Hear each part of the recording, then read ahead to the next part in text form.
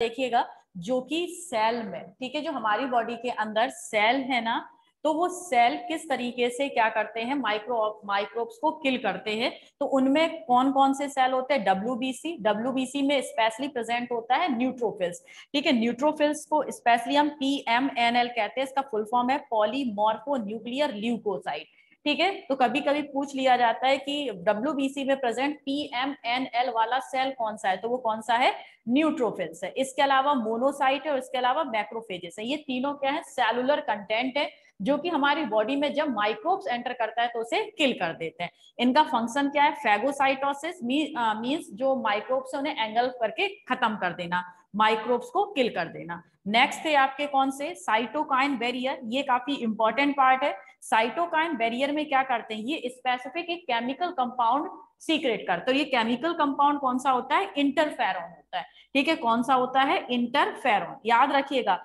ये इंटरफेरॉन कौन सीक्रेट करता है, इस इंटरफेरॉन को सीक्रेट करता है produced by viral infected cell, ठीक है। ऐसे सेल जो कि वायरस से इन्फेक्टेड हो जाते, खुद तो वो क्या हुए, इन्फेक्टेड हो गए वायरस से, तो वो सीक्रेट करने लगते एक स्पेसिफिक केमिकल कंपाउंड जिसका नाम है क्या, इंटरफेरॉन्स। ये इंटरफेरॉन्स करता क्या है, to protect uninfected cell from viral infection, ठीक है। जो सेल अभी वायरस से इन्फेक्टेड नहीं हुए हैं उन सेल्स को क्या करता है, ये फर्दर इन्फेक्शन से बचाता है। तो देखना यहाँ पर, जैसे मान लीजिए ये सेल है, ठीक है, इसमें वायरस का इन्फेक्शन हो गया, ठीक है, इसमें क्या हुआ, वायरल इन्फेक्टेड सेल है ये, ठीक है। अब ये वायरल इन्फेक्टेड सेल है तो ये क्या बनाएगा, ये बनाएगा इंटरफेरॉन, ठीक है। इसने ये ग्रीन ग्रीन से कलर का क्या बनाया, इंटरफेरॉन, एक केमिकल कंपाउंड, इंटरफेरॉन, ठीक है। ये इंटरफेरॉन आसपास की जो अनइफेक्टेड, व्हाइट कलर की जो सिर्फ दिखाई दे रही है, ये कैसी है, अनइफेक्टिव सेल है, मींस ऐसी सेल जिनमें की वायरस का इन्फेक्शन नहीं हुआ है, ठीक है। तो जिनमें वायरस का इन्फेक्शन नहीं हुआ है वो ये वाली सेल्स है। तो ये क्या करता है, इंटरफेरॉन्स बना कौन रहा है, वायरल इन्फेक्टेड सेल, तो इससे इंटरफेरॉन सीक्रेट होके अनइफेक्टेड सेल में आ जाती है। और जैसे ही अनइफेक्टिव सेल में ये आपकी पहुंची तो वैसे ही यहाँ पर क्या होगा, ये प्रोटेक्टिव कवरिंग, इसके ऊपर एक प्रोटेक्टिव कवरिंग बन जाएगी जिससे कि अब जो ये इन्फेक्शन है, ये ब्लैक वाला वायरस का इन्फेक्शन है, इन सेल पर नहीं बच पड़ेगा। तो ये क्या करता है, इंटरफेरॉन्स वायरल इन्फेक्शन को आसपास वाली सेलों में होने से रोकता है, ठीक है। तो ये क्या है, आपका एक साइटोकाइन बैरियर है जो कि सेल के अंदर एक केमिकल इंटरफेरॉन्स के बनने से प्रोड्यूस होता है, ठीक है। तो कितना हमारी बॉडी अपने आप को डिफरेंट डिसीज से बचाने के लिए कितना काम करती है, ठीक है। पहले बॉडी स्किन एंटर नहीं करने दे रही, यहां से एंटर कर गया, ठीक है, तो स्टमक में क्या है आपका, एसिड है, एसिड उसे क्या करेगा, मार देगा। अब वहां से भी बच गया तो सेल के अंदर पहुंचा, तो सेल में कौन है, डब्ल्यूबीसी, आपकी न्यूट्रोफिल्स हैं, मैक्रोफेजेस हैं और मोनोसाइट्स हैं, ये उसे किल कर देंगे। अगर यहां से भी अब बच गया, ठीक है, और उसने इन्फेक्शन कॉज कर दिया तो इंटरफेरॉन्स उसे क्या कर देंगे, किल कर देंगे। बात समझ गए। अब अगर यहां से भी बच गया तब जाके आपको क्या होगी, कोई डिसीज होगी और उसके सिम्टम्स दिखाई देंगे। यानी कि इतनी 4-5 स्टेजेस में जाके आपकी बॉडी क्या कर रही है, प्रोटेक्शन बना रही है कि यहां से गया तो यहां बचा, यहां मार देंगे, यहां मार देंगे, यहां मार देंगे। अगर इन सबसे भी वो वायरस बच जाता है या माइक्रोब्स बच जाता है, यानी कि वो कितना अधिक स्ट्रॉन्ग पावरफुल माइक्रोब होगा, तो अगर इतने से भी वो माइक्रोब बच जाता है तब जाके आपकी बॉडी के अंदर कोई भी डिसीज वो कॉज करता है, ठीक है। तो ये सब हमारे क्या थे, ये थे हमारे सारे इम्यून रेस्पॉन्स। बात समझ गए। आप इसका स्क्रीनशॉट लीजिए, फिर इसे रफ करें और एक्वायर्ड इम्यूनिटी को पढ़ें। आइए, ले लिया स्क्रीनशॉट, रफ कर दूं।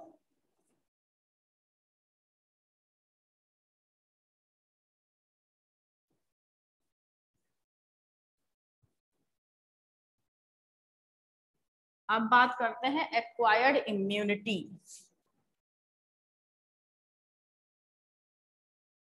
एक्वायर्ड इम्यूनिटी, ठीक है। तो ये एक्वायर्ड इम्यूनिटी है क्या, दो टाइप की थी, ठीक है। एक थी आपकी, हाँ, एक्टिव और पैसिव। लेकिन एक्टिव और पैसिव इम्यूनिटी को पढ़ने से पहले इसके कुछ टर्म्स पढ़ लेते हैं। जैसे कि एक्वायर्ड इम्यूनिटी क्या है, फर्स्ट पॉइंट अगर हम इसकी बात करें तो ये हमें कहाँ से मिलती है, इट डेवलप्स आफ्टर बर्थ।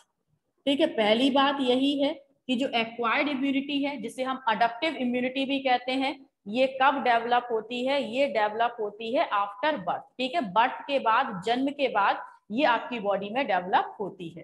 ठीक है, अब इसके बाद अगर सेकंड पॉइंट की बात करें तो ये कैसी होती है, ये होती है आपकी पैथोजन और डिसीज स्पेसिफिक। ठीक है, ये पैथोजन या डिसीज स्पेसिफिक होती है कि ये स्पेसिफिक डिसीज के लिए हमारी बॉडी में बनेगी। ठीक है, जैसे कि अगर आपको मान लीजिए आपकी बॉडी में एक्वायर्ड इम्यूनिटी बनी किसके लिए, चिकन पॉक्स के लिए। ठीक है, तो अब आपको चिकन पॉक्स ही नहीं होगा, इसके बाद बाकी और डिसीज हो जाएगी। ठीक है, तो ये कैसी होती है, डिसीज स्पेसिफिक होती है या फिर ये पैथोजन स्पेसिफिक होती है। ठीक है, अब और बात करते हैं इसके बारे में कि जो एक्वायर्ड इम्यूनिटी है, हमारी जो एक्वायर्ड इम्यूनिटी है ये है क्या, ये क्या कर सकती है, इट डिफरेंशिएट डिफरेंट टाइप्स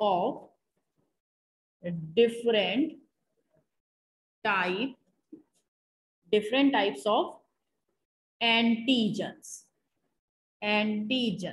ये डिफरेंट टाइप्स ऑफ एंटीजन को डिफरेंशिएट कर सकती है। डिफरेंशिएट का मतलब अलग अलग कर सकती है कि ये इसका एंटीजन, एंटीजन समझते हो ना, डिसीज आपका एक माइक्रोब्स, चलो ये एंटीजन्स को क्या कर सकती है, डिफरेंशिएट कर सकती है। अब एंटीजन क्या होता है, जैसे मान लीजिए ये क्या है, आपका माइक्रोब्स है।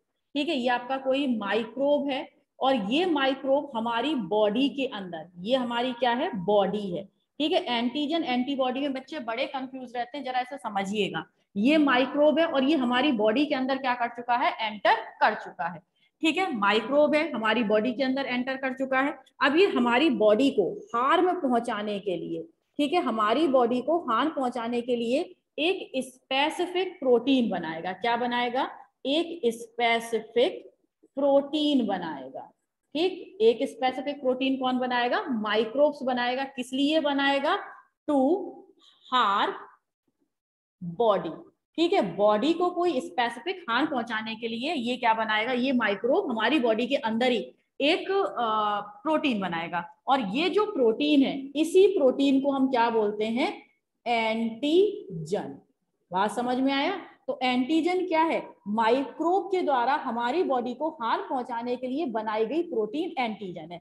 तो ये क्या बन रहा है, ये बन रहा है एंटीजन। ठीक है, इस एंटीजन के अगेंस्ट में, इस एंटीजन को काउंटर बैलेंस करने के लिए, मींस इसका प्रभाव नष्ट करने के लिए हमारी जो बॉडी है, हमारी बॉडी भी भाई क्या करेगी, अपने आप को प्रोटेक्ट करेगी। तो हमारी बॉडी भी क्या बनाती है, एक स्पेसिफिक, हमारी बॉडी क्या बनाती है, एक स्पेसिफिक प्रोटीन बनाती है। भाई जैसे को तैसा, प्रोटीन का वो कहते हैं ना हम, ईंट का जवाब पत्थर से देना। ठीक है, ये सीखो हमारी बॉडी में, स्पेशली इम्यून रिस्पॉन्स से। ठीक है, हम कहते हैं ना हमें ईंट का जवाब पत्थर से नहीं देना चाहिए, हम तो कहते हैं बिल्कुल पत्थर से क्या, पूरे पहाड़ से देना चाहिए। ठीक है, तो यहाँ पर क्या है, ये माइक्रोब्स ने एक प्रोटीन बनाई हमारी बॉडी को हार्म पहुंचाने के लिए। तो अब हमारी बॉडी क्या करेगी, स्पेसिफिक प्रोटीन ही बनाएगी। ठीक है, ईंट का जवाब पत्थर से ही देगी, एक स्पेसिफिक प्रोटीन बनाएगी इसके जवाब को खत्म करने के लिए। मींस अब हमारी बॉडी को आप नुकसान नहीं पहुंचाएंगे। ठीक है, तो ये क्या करेगी, एक स्पेसिफिक प्रोटीन जो हमारी बॉडी बनाती है। ठीक है, उसे हम क्या बोलते हैं, एंटीबॉडी। ठीक है, बॉडी वर्ड आ रहा है ना, तो ये हमारी बॉडी बनाती है। तो एंटीबॉडी, ध्यान रखना इस कॉन्सेप्ट को, क्योंकि ये बहुत ज्यादा तंग करता है बच्चों को, तो इसे स्पेशली ध्यान रखना। एंटीबॉडी और एंटीजन दोनों ही प्रोटीन है। एंटीबॉडी कौन बनाता है, माइक्रोब्स बनाता है। किसे हार्म पहुंचाने के लिए, हमारी बॉडी को हार्म पहुंचाने के लिए। जबकि जो एंटीबॉडी है, ये एंटीबॉडी कौन बनाता है, एंटीबॉडी बनाती है हमारी बॉडी ठीक है, किस लिए? इस एंटीजन के जो फंक्शन है, इस एंटीजन को काउंटर बैलेंस करने के लिए एंटीबॉडी हमारी बॉडी बनाती है। ठीक है, तो आई थिंक आप समझ गए होंगे। तो इसी एंटीजन को, ये जो मैंने लिखाया है, जो एक्वायर्ड इम्यूनिटी है, इसी एंटीजन को, डिफरेंट टाइप के एंटीजन को पहचान लेती है। और जब ये डिफरेंट टाइप के एंटीजन को पहचान लेगी, इसका मतलब आप समझते हैं, यानी कि ये डिफरेंट डिफरेंट टाइप के जो डिसीज कॉजल माइक्रो ऑर्गेनिज्म है उनको भी पहचान लेगी। ये टीबी का माइक्रोब्स है, ठीक है भाई, उसे दिखाई तो नहीं देता, हमारी इम्यूनिटी को दिखाई तो नहीं देता कि माइक्रोस्कोप लेके पहचानेगी किसका ये बैक्टीरिया है, वायरस है। ये कैसे पहचानती है, हमारी इम्यूनिटी कैसे पहचानती है स्पेसिफिक डिसीज को? उसके एंटीजन से, ठीक है, उसके स्पेसिफिक प्रोटीन से पहचानती है कि ये वाली प्रोटीन तो केवल बना सकता है टाइफाइड। ठीक है, तो जैसे उसे पता चला ये टाइफाइड ही बना सकता है, यानी कि ये डिसीज कौन सी होगी? टाइफाइड होगी। तो हमारी इम्यूनिटी किसे देख के पहचानती है? इस एंटीजन को देखकर पहचानती है। चलिए आइए नेक्स्ट टॉपिक पर आते हैं। चलो, आप समझ ही गए होंगे, बना लेना अपनी कॉपी में, मैंने रफ कर दिया ऐसे। ठीक है, अब देखिए नेक्स्ट इसका जो पॉइंट है, नेक्स्ट पॉइंट देखिएगा, इसी पहचानने पर ही मैं बता रही हूं आपको। First attack of microbes, first attack of microbes on body is body is protected by formation of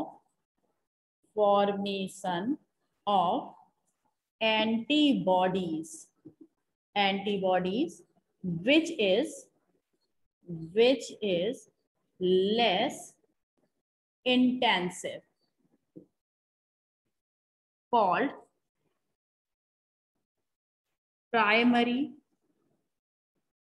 देख रहे हो ना, called primary response। चलो आ जाओ, ठीक है।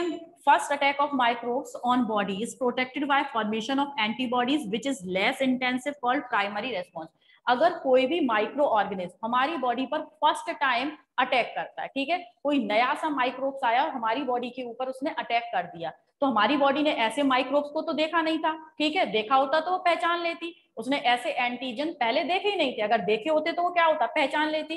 तो अब वो धीरे धीरे पहचान रही है, ठीक है, हमारी बॉडी उस एंटीजन को धीरे धीरे स्लोली पहचान रही है, ठीक है। तब तक क्या होगा? हमारी बॉडी धीरे धीरे पहचान रही है, लेकिन तब तक माइक्रोब्स हमारी बॉडी पर क्या हो जाएगा? हावी हो जाएगा। बात समझ रहे हो? कोरोना से क्या हो रहा था? यही हो रहा था। तब जब तक हमारी बॉडी उसे पहचानेगी, ठीक है, क्योंकि वो पहली टाइम आया है हमारी बॉडी के अंदर, पहले से आया होता तो पहचान लेती, अरे ये तो आ चुका है, ये फलाने का लड़का है, ये ढिकाने का लड़का है, ठीक है। ऐसे हमारी बॉडी, हमारे घर के अंदर कोई आता है ना तो हम तुरंत पहचान लेते हैं। पहले कोई आ चुका होता है ना तो हम, मम्मी पूछती है कौन आया, तो हम कह देते फलाने मामा का, ढिकाने मामा का लड़का आया है, ठीक है।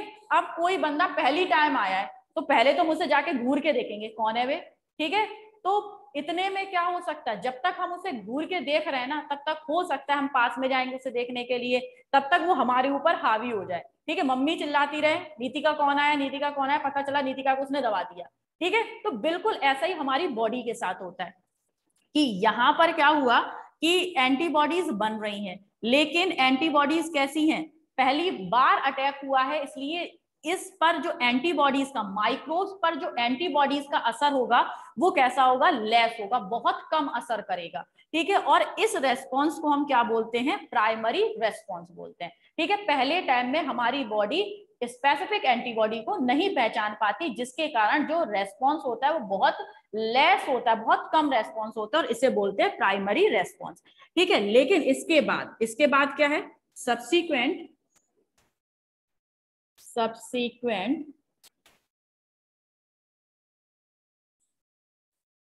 Attack of microbes on subsequent attack of same microbe on body is very effective, is very effective, is known as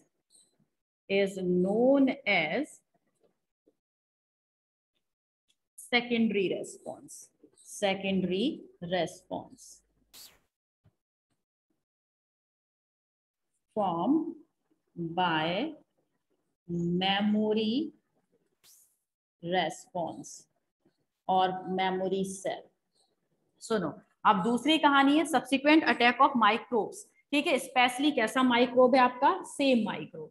ठीक है, अगर दोबारा से यही माइक्रोब हमारी बॉडी पर अटैक करेगा तो पहली बार तो हमारी बॉडी ने पहचानने में टाइम लगाया था, लेकिन दोबारा बार में क्या होगा, हमारी बॉडी तुरंत पहचान लेगी. जैसे ही तुरंत पहचाना कि हाँ भाई ये तो गंदा वाला बंदा आया है, तो उस पर क्या करेगी, पहले से बनी हुई जो एंटीबॉडीज है उस पर उड़ेल देगी. और जैसे ही उड़ेलेगी तो एक साथ जब एंटीबॉडी उस पर गिरेंगी ना माइक्रोब्स पर, तो माइक्रोब्स की ऐसी तैसी हो जाएगी, मींस माइक्रोब्स खत्म हो जाएगा.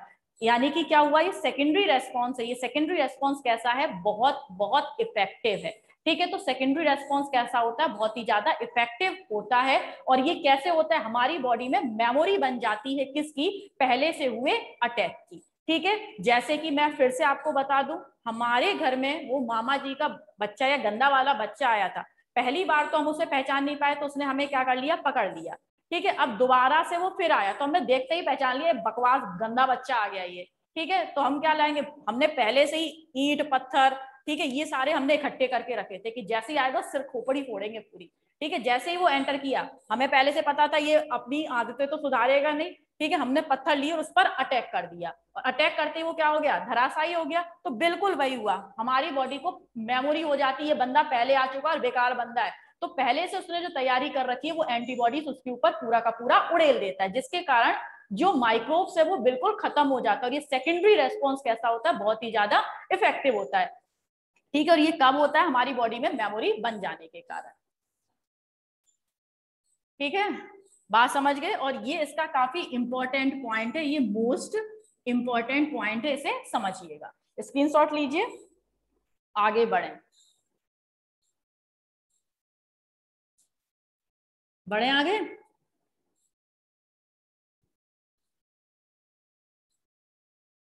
चलिए, अब आते हैं हम दूसरी बात पर. और दूसरी बात क्या थी? एक्टिव और पैसिव इम्यूनिटी. एक्टिव इम्यूनिटी क्या है और पैसिव इम्यूनिटी क्या है? तो यहां पर हम लिखते हैं एक्टिव इम्यूनिटी. ठीक है, और दूसरा यहां पर हम लिखते हैं कौन सा? Passive immunity. और इन दोनों में जो डिफरेंस है वो डिफरेंस मोस्ट इंपॉर्टेंट है. मैंने ये आपको कल भी बता दिया था. अब देखिए एक्टिव और पैसिव इम्यूनिटी क्या होती है. एक्टिव इम्यूनिटी क्या है बेटा? हमारी बॉडी के अंदर कोई माइक्रोब्स एंटर करे, जैसा अभी जस्ट बताया था. ठीक है, हमारी बॉडी के अंदर कोई माइक्रोब्स एंटर करे और उस माइक्रोब्स के अगेंस्ट में माइक्रोब्स क्या बनाएगा? एंटीजन बनाएगा.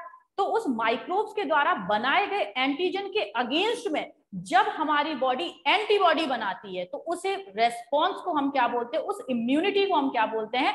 Active immunity. बात समझ में आई? एक्टिव इम्यूनिटी क्या है? जब हमारी बॉडी के अंदर कोई माइक्रोब्स एंटर करता है, माइक्रोब्स एंटर किया तो वो एंटीजन बनाएगा, और उस एंटीजन के अगेंस्ट में हमारी बॉडी क्या बनाएगी? एंटीबॉडी बनाएगी. तो उस एंटीबॉडी के कारण हमारी बॉडी की सुरक्षा होगी. ठीक है, और उसी को हम क्या कहते हैं? इसी इम्यूनिटी को हम क्या कहते हैं? Active immunity. ठीक है, तो एक्टिव इम्यूनिटी क्या है? लिख दें जरा यहां definition. When microbes form antigen in body, so counterbalance the effect of antigen, our body form antibodies. This immunity known as active immunity. ठीक है, इस इम्यूनिटी को हम क्या बोलते हैं, एक्टिव इम्यूनिटी कहते हैं, जिसमें हमारी बॉडी के अंदर ही बनती है क्या, एंटीबॉडीज। अब बात करते हैं फिर पैसिव इम्यूनिटी क्या है। पैसिव इम्यूनिटी का मतलब है हमारी बॉडी के अंदर एंटीबॉडीज ना बने, हम रेडीमेड एंटीबॉडीज इनटेक कर लें। ठीक है, हमें पता चल गया कि हमारी बॉडी के अंदर ये स्पेसिफिक माइक्रोब्स चला गया है। ठीक है, तो उस माइक्रोब्स क्या कर रहा होगा भाई, एंटीजन बना रहा होगा। तो हमारे पास इतना टाइम नहीं है कि हम पहले एंटीजन को डिटेक्ट करें, फिर एंटीबॉडी बने, फिर वो एंटीबॉडी उस एंटीजन को खत्म करे। नहीं है हमारे पास इतना टाइम हमारी बॉडी के पास। तो हम क्या करें, रेडीमेड जो एंटीबॉडी है, जो लैब में हमने पहले से तैयार कर रखी है, उन एंटीबॉडी को अपनी बॉडी के अंदर एंटर करा लें, जिससे कि जो एंटीजन मींस जो माइक्रोब्स है, जो एंटीजन बना रहा है, उसके जो इफेक्ट है उसे काउंटर बैलेंस तुरंत किया जा सके। तो पैसिव इम्यूनिटी में क्या होता है, introduce readymade antibodies in body या सफरिंग बॉडी, इन सफरिंग बॉडी। ठीक है, सफरिंग बॉडी के अंदर, जो बॉडी सफर कर रही है स्पेसिफिक डिसीज से, उसके अंदर रेडीमेड एंटीजन को इंट्रोड्यूस एंटीबॉडी को इंट्रोड्यूस करा दिया जाए। अब देखिए जो आपकी सेकंड पॉइंट है, इसका सेकंड पॉइंट है, ये कैसी होती है, लॉन्ग लास्टिंग। ठीक है, लॉन्ग लास्टिंग है एंड वेरी इफेक्टिव। ये लॉन्ग लास्टिंग है, लंबे समय तक चलती है, क्योंकि बॉडी अपने आप बना रही है, उसे पता है कैसा बनाना है, कैसा केमिकल बनाना है जिससे कि इसे एंटीजन को किल किया जा सके। तो ये लंबे टाइम तक चलती है और काफी इफेक्टिव होती है। और ये कैसी होती है आपकी, ये आपकी लॉन्ग लास्टिंग नहीं होती, ये बहुत ही कम दिन तक चलती है और लेस इफेक्टिव होती है। ठीक है, not long lasting and effective. ठीक है, ये ना तो ज्यादा इफेक्टिव है और ना ही लॉन्ग लास्टिंग है। नेक्स्ट है आपकी थर्ड, इट हैव लेस और इवन नो साइड इफेक्ट। ठीक, ये बॉडी के अंदर ही बन रही, इसमें एंटीबॉडीज बॉडी के अंदर ही बन रही है, तो इसमें बहुत कम वो होता है कि कोई रिएक्शन या कोई साइड इफेक्ट कॉज हो। ठीक है, या तो साइड इफेक्ट बनेंगे ही नहीं, क्योंकि हमारी बॉडी अपने हिसाब से एंटीबॉडीज बना रही है। ठीक है, तो इसके जो साइड इफेक्ट है बहुत कम होते हैं या होते ही नहीं है, लेकिन इसमें रिएक्शंस के बहुत चांसेस होते हैं। ठीक है, मोर चांसेस ऑफ रिएक्शन।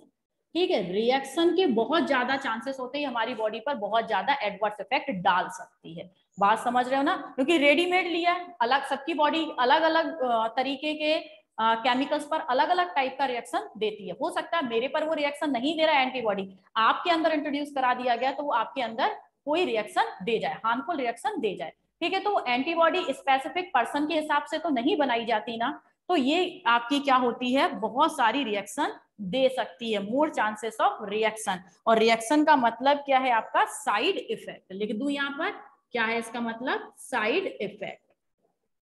ठीक है, अब देखो इसका अगर एग्जाम्पल की बात करें, ठीक है, इसके जो एग्जाम्पल हैं ये किसमें है, पोलियो वैक्सीन। ठीक है, हम सभी ने 2 बूंद जिंदगी की पोलियो पी है ना, तो पोलियो में क्या किया जाता है, आपका जो वैक्सीन है ना, उसमें आपका एटीन्यूएटेड फॉर्म ऑफ वायरस, ठीक है, मींस वायरस का एक ऐसा फॉर्म डाल दिया जाता है जिसमें डिसीज कॉज करने की कैपेसिटी नहीं होती। ठीक है, तो वो हमारी बॉडी के अंदर इंट्रोड्यूस करा दिया। बॉडी को क्या पता ये डिसीज कॉज करेगा या नहीं करेगा, बॉडी तो क्या कर लेती है, तैयारी कर लेती है किसकी, बहुत सारी एंटीबॉडीज बना के रख लेती है। और अगर नेक्स्ट फ्यूचर में कोई असली वाला वायरस पोलियो का एंटर कर जाता है, तो हमारी बॉडी के अंदर क्या बनी है, पहले से मेमोरी बनी हुई है, सेकेंडरी मेमोरी काम आती है। और अगर वो माइक्रोब्स असली वाला एंटर कर गया, तो पहले से बनी हुई एंटीबॉडीज उस पर क्या कर दी जाएंगी, उड़ेल दी जाएंगी, अटैक कर देंगी, और असली वाला जो वायरस है वो मर जाएगा, माइक्रोब्स मर जाएगा। बात समझ में आई। तो ये कौन सी आपकी पोलियो वैक्सीन। और इसका जो एग्जाम्पल है बेटा वो क्या है, टिटनस वैक्सीन,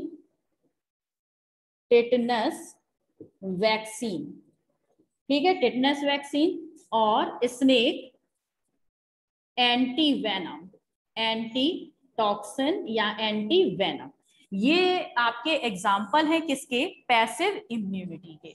बात समझ गए। टिटनेस का आपने देखा होगा कि कहीं पर चोट लग जाती है ना, गिर जाते हैं या लोहे से जंग लगे हुए आयरन से लोहे से कट जाता है, तो कहते हैं ना 24 घंटे के अंदर टिटनेस की वैक्सीन टिडबैक लगवा लेनी चाहिए, यही तो होता है। ठीक है, तो वो क्यों होता है, क्योंकि अगर टिटनेस का आप इंतजार करें ना कि भाई अब बॉडी के अंदर इस वाला एक्टिव इम्यूनिटी वाला हम इंट्रोड्यूस करा लें, तो जो आपका क्लॉस्ट्रीडियम टिटेनी बैक्टीरिया है टिटनेस का, ये बहुत जल्दी जल्दी मल्टीप्लाई कर जाता है, तो आपके अंदर डिसीज कॉज कर देगा जब तक आपके अंदर एंटीबॉडीज नहीं बन पाएंगी। तो हम पहले से लैब में प्रिपेयर एंटीबॉडीज ही लगवा लेते हैं 24 घंटे के अंदर, कि कम अमाउंट में अगर टिटनेस का बैक्टीरिया है तो वो क्या हो जाए, खत्म हो जाए। ठीक है, बिल्कुल वैसे ही snake antitoxin, snake antivenom है। सांप ने काटा तो आप इंतजार थोड़ा करोगे कि भाई अभी हम एंटीबॉडीज इंट्रोड्यूस कराएंगे फिर एंटीबॉडीज बनेगी, इतने में तो पर्सन निकल लेगा। तो इसके लिए क्या है, पहले से रेडीमेड लैब में बनी हुई जो एंटीबॉडीज हैं वही बॉडी के अंदर इंट्रोड्यूस करा दी जाती है। ठीक है, तो कुछ केसेस में ये जो पैसिव इम्यूनिटी है वो काम आती है। जो कोरोना की वैक्सीन है वो एक्टिव इम्यूनिटी पर बनी हुई है, इसलिए उसके जो इफेक्ट है, साइड इफेक्ट है, काफी लेस है। ठीक है, और लॉन्ग लास्टिंग भी वो है। तो ध्यान रखिएगा कि लॉन्ग लास्टिंग है कोरोना वाली, डरने की कोई जरूरत नहीं है, क्योंकि वो ये वाली है। आप तो बायोलॉजी के स्टूडेंट है, अब आप समझ गए होंगे, लॉन्ग लास्टिंग है और वेरी इफेक्टिव है, और उसके जो साइड इफेक्ट है वो बहुत ही ज्यादा कम है। बात समझ गए किसमें, कोरोना वाली। चलो, क्योंकि उसमें क्या है,